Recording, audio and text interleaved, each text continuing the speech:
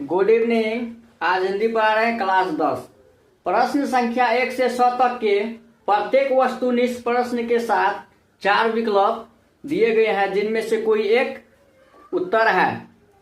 प्रश्न नंबर 1 का है, प्रश्न 1 में है रमेश आ रहा होगा किस काल का उदाहरण है। प्रश्न में है रमेश आ रहा होगा किस साल का। प्रश्न है रमेश आ रहा होगा किस काल का उदाहरण है। ऑप्शन में दिया है ए बी सी डी करके। ए में है भूतकाल, बी में है भविष्यत काल, सी में है वर्तमान काल, डी में है इनमें से कोई नहीं।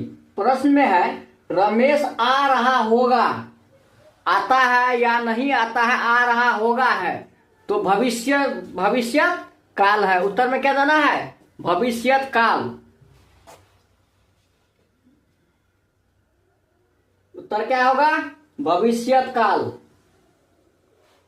प्रश्न है रमेश आ रहा होगा किस काल का उदाहरण है तो उत्तर में क्या देना है, भविष्यत काल। प्रश्न नंबर 2 में है मंगमा को किससे विवाद था। प्रश्न में है मंगमा को किससे विवाद था। तो ऑप्शन में दिया है ए बी सी डी करके। ए में है बेटा से, बी में है पति से, सी में है बहू से, डी में है मां से। इस 4 में से किससे विवाद था तो उत्तर में देना है बहू से। प्रश्न है मंगमा को किससे विवाद था तो उत्तर में देना है बहू से। प्रश्न नंबर 1 का है रमेश आ रहा होगा किस काल का उदाहरण है। आ रहा होगा, आता है या नहीं आ रहा है। ठीक है, ऑप्शन में दिया है ए बी सी डी करके।